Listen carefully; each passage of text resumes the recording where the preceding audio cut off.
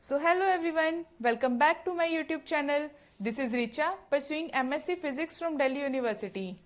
So आपका CUET का exam तो आने ही वाला है. आपकी CUET की प्रिपरेशन चल कैसी रही है आप मुझे कमेंट सेशन में ज़रूर बताएं. और जो आपका ये है टाइम इतना कम बचा है तो आप अच्छे से अपना थ्योरी वगैरह रिवाइज करो. फॉर्मूला शीट तो आपने साथ के साथ बनाई ली होगी और अगर नहीं बनाई है तो अब बना लो यार. टाइम इतना कम बचा है. अब फॉर्मूला शीट में से आपने फॉर्मूलाज वगैरह रिवाइज नहीं किए तो फिर फॉर्मूला याद कैसे रखोगे यार. तो फिर आप एक अपनी फॉर्मूला शीट बना के उसमें से फॉर्मूलेज रिवाइज करते जाओ. और इतना कम टाइम बचा है, मॉक टेस्ट भी खरीद लो अगर आप मेरी मानो ना. बिकॉज मॉक टेस्ट से ना आपको आइडिया हो जाता है कि आपको 3 घंटे वहाँ पे कैसे सर्वाइव करना है. 3 घंटे में आपको maximum number of question attempt करने हैं आपके. और एक बार ट्राई करना है कि सब क्वेश्चन की शक्ल तो देख ही लो कम से कम. आप एग्जाम में ऐसे ट्राई करना, आपको जो पहले इजी क्वेश्चंस आते हैं ना उनको अटेम्प्ट करना. ज्यादा आपको ये मत सोचना कि ये क्वेश्चन तो मुश्किल है पर मैंने तो देख रखा है. भाई अपनी ईगो पे लेके बैठ जाओ कि मुझे तो ये क्वेश्चन अटेम्प्ट करना ही करना है. प्लीज ऐसा कुछ मत करना. आप उन क्वेश्चंस को भी अटेम्प्ट करना. उसमें मार्क फॉर रिव्यू का ऑप्शन आता है तो आप उस पर लगा के उस क्वेश्चन को देन बाद में देख लेना. पर आपके जो पहले सीधे सीधे फॉर्मूले वाले क्वेश्चन लगते हैं ना उन क्वेश्चंस को लगाना. So without delaying the video let's get started. आज so guys basically first question में हमें क्या गिवन है. Given that f at 3 is equals to 6 and f dash at 3 is equals to 8. So f double dash at 3 is equals to 11. इधर क्या है पहले हम यहाँ पे लिखते रहते हैं साथ के साथ. f at 3 is equals to 6, f dash at 3 is equals to 8 and f double dash at 3 is equals to 11. And other higher order derivatives of fx in Taylor series are zero. मतलब f का जो हमारा third derivative होगा eight 3 या फिर हमारा f का जो फोर्थ डेरिवेटिव होगा एट 3 वो सारे जीरो होंगे up to so on. At x equals to 3 given है ये. And assuming the function and all its derivative exist and are continuous between x equals to 3 and x equals to 7 then the value of f at 7. हमें ये निकालना है. देखो Taylor series क्या होती है. टेलर सीरीज का जो आपका एक बेसिक फॉर्मूला होता है वो होता है f of x plus h is equals to f of x plus h f dash x. f dash x क्या है. First order derivative of function f x and this h square by 2 का factorial f double dash x plus up to so on. So हमें निकालना है f at 7 और हमें पता है f एट 3 की वैल्यू. तो देखो इसको हम जब ब्रेक करेंगे हम इसको ऐसे लिख सकते हैं 3 प्लस 4. तो 3 प्लस 4 क्या होता है. f एट 7 ही तो होता है. बात तो एक ही है. और जो ये है इसमें हमारा x है हमारे पास 3 और जो हमारा h है वो है हमारे पास 4. 3 क्यों लिया हमने x को. बिकॉज हमें किसकी वैल्यू पता है f एट 3. तो इस वजह से सो आप इसको लिख दो f at 7 is equals to f of 3 plus 4 is equals to f at 3 plus h कितना है हमारा. ये रहा h हमारा 4 है. 4 f डैश एट 3 प्लस 4 का square divided by 2 factorial f double dash at 3 plus अब यहाँ पे आएगा 4 का cube divided by 3 factorial f triple dash मतलब third derivative of F X up to so on. अब इसमें आप डायरेक्टली वैल्यू पुट कर दो आपकी f ऑफ 7 की वैल्यू आ जाएगी. कैसे करेंगे. स्पीड से करेंगे. देखो f at 3 is equals to 6 plus 4 f dash 3 क्या है हमारा 8. देखो f डैश 3 लिखा है यार plus 16 by 2 f double dash 3 क्या है 11. और आपको पता है जो हायर ऑर्डर डेरिवेटिव्स हैं मतलब 3 वो third order fourth order up to so on सारे जीरो हैं तो ये जीरो बन जाएगा. बस कैलकुलेशन करनी है इसमें. 6 प्लस 4 8 जा कितना होता है 32 प्लस इसको काट दो 2 8 जा 16 प्लस 88. अभी आपका क्या बन गया 6 प्लस 32 प्लस 88 कितना होता है आपका ये 126. तो आपका आंसर आ गया 126. So basically in question number 2 हमें क्या बोला हुआ है. Which of the following complex number is equivalent to this. अब इसके इक्विवेलेंट कौन सा कॉम्प्लेक्स नंबर है. आप इस टाइप से सॉल्व कर दो. 3 minus 5 iota divided by 8 plus 2 iota. इधर मतलब अगर 8 प्लस 2 आयोटा है तो आप 8 माइनस 2 आयोटा से ही मल्टीप्लाई कर दो. 8 माइनस 2 आयोटा से ही डिवाइड कर दो. कैसे करते हैं रैशनलाइज करना बोलते हैं ना इसे. बस आप नॉर्मली सॉल्व कर दो इसको. आपको सॉल्व करके क्या आ जाएगा 24 minus 6 iota minus 40 iota minus 10 divided by 8 8 जो 64 प्लस 4, ये आ जाएगा आपका 14 माइनस 46 आयोटा डिवाइडेड बाय 68। इसको सॉल्व करा क्या आया आपका 7/34 माइनस 23 आयोटा बाय 34। ये आपका आंसर आ गया। So option number C is correct. So question number 3, इसमें बोला हुआ है the letter X and Y represent rectangular coordinates. X and Y क्या है हमारे रेक्टेंगुलर कोऑर्डिनेट्स गिवन है। The conversion of equation this in polar coordinates. देखो polar coordinates में क्या होता है, एक्स को हम लिखते हैं आर कोस थीटा और वाई को क्या लिखते हैं आर साइन थीटा। तो अब आप इसमें इक्वेशन में पुट कर दो उसको, तो आपके पोलर कोऑर्डिनेट्स में कन्वर्ट हो गए सीधा सीधा। तो क्या करना है आपको, एक्स है हमारा, पहले लिखते हैं X square plus Y square minus 4x is equals to 0। So इसमें क्या पुट करोगे आप, एक्स को पुट कर दो आर कोस थीटा और वाई को पुट कर दो R of sine theta. And ये क्या है हमारा -4x क्या है R of cos theta is equals to 0। Solve कर दो, क्या आ गया R square cos square theta plus R square sine square theta -4r cos theta. इसमें क्या करोगे आप, आर स्क्वायर कॉमन ले लिया, अंदर क्या बचा cos square theta plus sine square theta. तो cos square theta plus sine square theta क्या होता है हमारा 1 के इक्वल, सीधा 1 लिख देती हूँ इसमें। -4r cos theta is equals to 0। R common ले लो यार इसमें से भी आप, क्या बचा r -4 cos theta is equals to 0। तो अब इसको क्या करेंगे, जो हमारा r है वो तो 0 के इक्वल नहीं हो सकता, तो क्या बचा ये वाला ब्रैकेट 0 के इक्वल होगा ना, तो लिख दो r -4 cos theta is equals to 0। और क्या मतलब है इसका, उधर लेके जाएंगे बन गया r equals to 4 cos theta. ये आ गया आपका आंसर। और देखो गाइस, अगर आपको ये स्पेरिकल कोऑर्डिनेट्स में कन्वर्ट करना होता है या फिर आपको सिलेंड्रिकल कोऑर्डिनेट्स में कन्वर्ट करना होता है, उसी के अकॉर्डिंग आप इसकी लिख देते हैं। जैसे कि फॉर एग्जाम्पल अगर हम मान के चलते हैं स्पेरिकल कोऑर्डिनेट्स में करना होता है, तो आप स्पेरिकल कोऑर्डिनेट्स में तो आपको पता है ये क्या होते हैं, एक्स क्या होता है वाई क्या होता है। एक्स होता है हमारा R sine theta cos phi, Y क्या होता है R sine theta sine phi, और जेड क्या होता है हमारा आर कोस थीटा। तो डायरेक्टली आप एक्स वाई और जेड जो भी यहाँ पे मतलब इक्वेशन में गिवन होता है उसकी जगह ये पुट कर देते। एंड सिलेंड्रिकल कोऑर्डिनेट्स में भी उसके जो एक्स वाई जेड की वैल्यू होती है वो उसमें इक्वेशन में पुट कर देते आप, डायरेक्टली आपकी आंसर आ जाता। So in our next question, it is given that two particles of equal masses move towards each other. मतलब दो पार्टिकल हैं हमारा, एक ये लगा लिया एक ये है, इक्वल मासेस, दोनों का मास इक्वल है, हमने मान लिया m है उनका मास, m लेट करके चलते हैं। आप चाहो तो बड़ा m छोटा m यार जो भी मन करे लेट करो, पर लेट तो करो कम से कम। Two particle of equal mass move towards each other, ये गया यहाँ ये गया यहाँ, एक दूसरे की तरफ जा रहे हैं, मतलब ये यहाँ with velocity 2v and v। मान लिया यार पहले वाले की वेलोसिटी हमारी 2v है और सेकंड वाले की वेलोसिटी v है हमारी। The magnitude of velocity of centre of mass will be. अब इनके सेंटर ऑफ मास की वेलोसिटी क्या होगी, सीधा सीधा फॉर्मूला पुट करेंगे इसमें। सेंटर ऑफ मास की वेलोसिटी का फॉर्मूला क्या होता है m1 v1 plus m2 v2 divided by m1 plus m2। सीधा साधा काम है, फालतू का कोई झंझट नहीं। सो दिस इज द, ये कर दिया हमने पुट, आंसर आ गया आपका। देखो पर बच्चे सबसे बड़ी गलती क्या करते हैं यहाँ पे, ये जा रहा है देखो पॉजिटिव एक्स डायरेक्शन में 2v वेलोसिटी से, पर ये वाला जो मास है नेगेटिव एक्स डायरेक्शन में जा रहा है ना v वेलोसिटी से, तो यहाँ माइनस साइन कौन लगाएगा, माइनस साइन लगाना भूल मत जाना, आंसर आएगा बिल्कुल गलत वरना।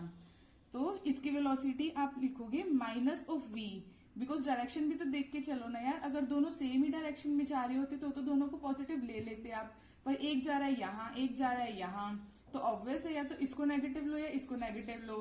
और आप जो लेते हो एक्सिस, आपकी जो एक्सिस वगैरह होती है उसमें आप इस वाली साइड को तो हमेशा पॉजिटिव लेते हो, इस वाली साइड को नेगेटिव लेते हो, तो ज्यादा सही है इसको नेगेटिव लो, आपको बाद में कोई फालतू की कंफ्यूजन क्रिएट नहीं होने वाली फिर। सो सॉल्व करते हैं इसको, क्या आ गया हमारा 2mv minus of mv divided by, अरे ये तो रह गया m1 तो m था हमारा, m2 क्या है वो भी तो m ही है, यहाँ पे आ गया 2m। तो सेंटर ऑफ मास की वेलोसिटी क्या आ गई हमारी m of v divided by 2 of m, m से m कट गया, क्या आ गई v by 2। Mass per unit length of a rod of 2 metre length varies as this. तो मतलब हमारा क्या है, मास पर यूनिट लेंथ गिवन है इसमें 3x, और दे रखा है movement of inertia in kilogram metre square of rod about perpendicular axis passing through the tip of rod at x equals to 0। देखो हमें एक दे रखी है रोड, और उसने मूवमेंट ऑफ इनर्शिया हमसे निकालने को पूछा है इधर। कैसे निकालोगे आप? ये देखो, आप इसमें सीधा साधा फॉर्मूला जो आपका होता है ना वो पुट नहीं कर सकते। जैसे आपको पता है ना, अगर सेंटर ऑफ मास से निकालना होता है तो ये क्या होता है, मूवमेंट ऑफ इनर्शिया हमारा ml² डिवाइडेड बाई 12, और अगर टिप से निकालना होता है तो ml² डिवाइडेड बाई 3। पर आपने ये पुट अगर डायरेक्टली लिख दिया ml² डिवाइडेड बाई 3, आपका क्वेश्चन हो गया पूरा गलत। भाई ये तो स्टैंडर्ड फॉर्मूला है, मतलब हमने रिजल्ट निकाला हुआ है, ये कैसे गलत हो गया? गलत इसलिए हो गया बिकॉज आपका यहाँ पे दे रखा है मास पर यूनिट लेंथ 3x, एक पर्टिकुलर स्पेसिफिक वैल्यू गिवन है आपको। अगर आपने इस वैल्यू के अकॉर्डिंग नहीं निकाला तो आएगा आपके क्वेश्चन पे कांटा, मिलेगा 0 नंबर। तो पूरा निकाल के देखो। मोमेंट ऑफ इनर्शिया निकालने का फॉर्मूला क्या है, पहले देखो आपका ये मास पर यूनिट लेंथ है ना, तो फिर ये मास पर यूनिट लेंथ ऐसे लिख सकती हूं। तो आपका dm क्या आ गया, 3x dx। अब मोमेंट ऑफ इनर्शिया का फॉर्मूला क्या होता है हमारा, वो हमारा होता है ना मास इंटू एक्स स्क्वायर का इंटीग्रेशन, और यहाँ पे मास क्या है हमारा dm, और एक्स स्क्वायर इंटीग्रेशन तो लगा ही दिया पहले, और लिमिट क्या चलेगी इसकी 0 से लेके 2l। बिकॉज इस क्वेश्चन में हम 2l नहीं, सॉरी 2 ही चलेगी, बिकॉज क्या है हमारी लेंथ ऑफ रोड 2 मीटर की है ना, हमारी लेंथ ऑफ रोड है 2 मीटर, तो लिमिट 0 से लेके 2 तक। अब आ जाओ इसमें वैल्यू पुट करते हैं। dm क्या है हमारा 3x dx, ये क्या बचा यहाँ पे एक्स स्क्वायर, लिमिट 0 से 2, 3x³ dx। अभी तो बच्चों वाला इंटीग्रेशन बन गया आपका, सॉल्व कर दो 2 मिनट के अंदर अंदर, 2 मिनट भी नहीं लगने चाहिए यार। x³ का इंटीग्रेशन क्या होता है, x की पावर 4 डिवाइडेड बाय 4, लिमिट 0 से 2, 3/4 अपर लिमिट 2 की पावर 4 माइनस 0 की पावर 4, क्या आ गया आंसर 3/4। और ये क्या होता है 2 की पावर 4 क्या होता है ये आपका 2 2 जा 4, 4 4 जा 16, 3 4 जा 12, आ गया आपका आंसर 12। सो गाइस इस क्वेश्चन में इसने पूछा हुआ है मैक्सवेलियन रिलेशन कौन सी नहीं है इसमें से। आपको मैक्सवेल इक्वेशंस ऑलरेडी लर्न है या फिर नहीं है, ये मेरे को आप कमेंट सेशन में जरूर बताएं। अगर आपको लर्न है तो आप इस क्वेश्चन को स्किप करके नेक्स्ट क्वेश्चन पे करो। अगर आपको लर्न नहीं है तो देखो मैं एक शॉर्ट ट्रिक बताती हूँ आपको, इससे आसान ट्रिक कोई नहीं हो सकती आपकी मैक्सवेल इक्वेशन लर्न करने के लिए। क्या करना है आपको, कुछ भी नहीं करना है इसमें से, आपको कुछ भी याद नहीं रखना, सिर्फ क्या याद रखना है, यहाँ लिखो SPTV, और बस यहाँ पे लगा दिया आपने एक ये साइन एरो का। मैम ये क्या, इससे हमें क्या समझ आ रहा है भाई कि ये वाली इक्वेशंस कैसे बन गई? भाई थोड़ा सब्र रखो, देखो क्या है इसमें, डेल ऐसे इधर से सीक्वेंस शुरू करेंगे हम अपना, यहां पे लिखेंगे del S del P at constant T is equals to, यहां तक पहुंच गए। अब नेक्स्ट क्या लिखेंगे, V आ रहा है यहाँ पे देखो डेल V।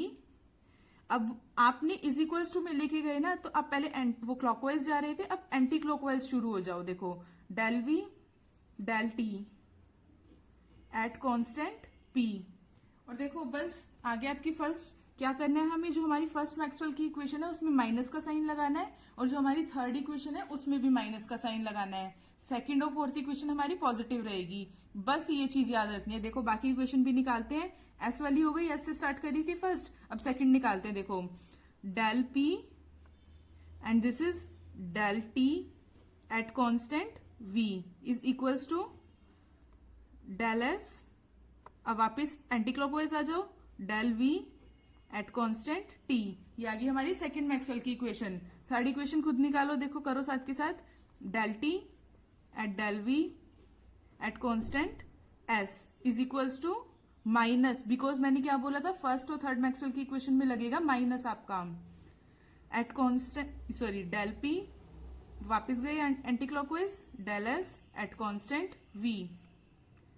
फोर्थ क्या है हमारा, यहाँ T तक आ चुके थे, फोर्थ इक्वेशन आ गई del V del S at constant P is equals to del T del P at constant S. ये आ गई आपकी 4 मैक्सवेल की इक्वेशन। अब देख लो इसमें क्वेश्चन में कौन सी इक्वेशन गिवन है और कौन सी गलत है। Del T del V at constant S, del T del V at constant S is equals to this, ये तो ठीक है भाई हमारी। नेक्स्ट के del T del P at constant S, कहाँ पे ढूंढो, ढीरा, del T del P at constant S is equals to this, ये वाली गलत है हमारी इक्वेशन, बिकॉज इसमें माइनस का साइन दे दिया, इसमें माइनस का साइन नहीं है, तो फिर ये वाली इक्वेशन आपकी है गलत। बाकी दो देख लो वो भी आ जाएंगी इसमें। देखो del T at constant V is equals to this, ये इक्वेशन ठीक है। और ये वाली इक्वेशन क्या है हमारी, डेल वी डेल टी, ये भी देखो फर्स्ट इक्वेशन है ना, तो ये भी ठीक है। बस आपको सीधा सीधा ये एक एस पी टी वी और एक बार क्लॉकवाइज घुमाना है, इज इक्वल्स टू में जाते हुए एंटी क्लॉकवाइज घुमाना है, सिर्फ ये चीज याद रखनी है। मैक्सवेल इक्वेशन आपकी टिप्स पे लर्न हो जाएंगी। So let's move to our 7th question. A tiny particle is moving around sun in its solar system. The radius of its circular orbit is 10 to the power 5 kilometer. It takes 10 की power 3 days to go round once. Time कितना ले रहा है वो, 10 की power 3 days. If the radius of circular orbit of planet, अब ये आ गया हमारा एक planet आ गया, इसको ले लेते हैं R1T1। प्लैनेट की जो सर्कुलर ऑर्बिट का रेडियस है वो ले लेते हैं हम R2, वो कितना है हमारा 10 to the power 4 kilometre. Then its period will be, तो हमें क्या निकालना है T2। सीधा सीधा क्या लगाओ, टाइम पीरियड है, देखो रेडियस है, और प्लैनेट रिवॉल्व कर रहा है सन के अराउंड, या पार्टिकल रिवॉल्व कर रहा है। देन क्या लगेगा, केपलर लो। सबसे पहले आपको ये बैठना चाहिए दिमाग में, केपलर लो लगेगा आपका। तो ये क्या होता है, टाइम का square is directly proportional to R का क्यूब, T1 का square is directly proportional to R1 का क्यूब। क्या करोगे, T1 का स्क्वायर डिवाइडेड बाय R1 का cube is equals to T2 का स्क्वायर डिवाइडेड बाय R2 का क्यूब। पुट कर दो, क्या है T1 10 टू द पावर 3 का whole square divided by 10 to the power 5 का whole cube is equals to T2 तो हमें निकालना ही है, R2 क्या है 10 टू द पावर 4 का होल क्यूब। तो क्या आ गया, T2 का square is equals to, solve कर दो इसको, 3 4 ज़ा 12, 5 3 ज़ा 15, 10 to the power 18 divided by 10 to the power 15, this is equals to 10 to the power 3। तो T2 क्या आ गया, under root of 10 to the power 3। क्या करेंगे, 10 रूट 2 लिख दिया इसको, बात तो एक ही है।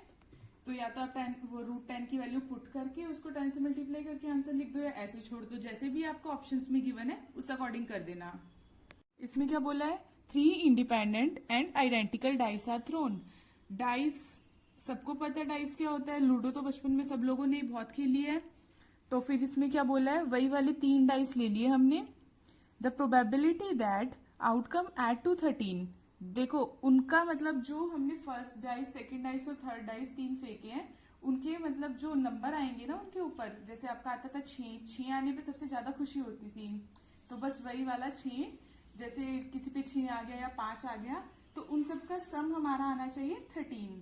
तो फिर कैसे लिखेंगे, first dice, second dice and this is third dice हमारा। हमने मान लिया जो पहला डाइस है उस पे आ गया हमारा 6, दूसरे पे भी चलो 6 ही आएगा, क्योंकि 6 से ज्यादा नंबर तो आ नहीं सकते। किसी ने देखा है डाइस में आपके कभी 7 आते हैं, कैसे आएंगे यार, लिखे ही 6 तक होते हैं उस पे तो नंबर।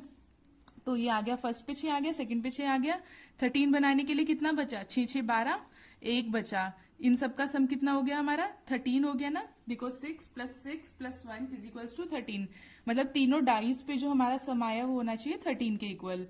ठीक है, और क्या इसके मतलब कॉम्बिनेशन कितने हो सकते हैं, देखो इसके कॉम्बिनेशन से मेरा मतलब है कि हमारा जैसे फॉर एग्जांपल फर्स्ट डाइस पे आ गया 6, सेकंड पे आ गया 6, थर्ड पे आ गया 1, ऐसे भी तो हो सकता है ना, फर्स्ट पे 6 आया, दूसरे पे 1 आ गया, थर्ड पे 6 आ गया, या ऐसे भी हो सकता है फर्स्ट पे 1, इस पे 6, सेकंड पे और थर्ड पे भी 6 आ गया। तो कॉम्बिनेशन कितने हुए, 1 2 3 कॉम्बिनेशन हो गए इसके हमारे।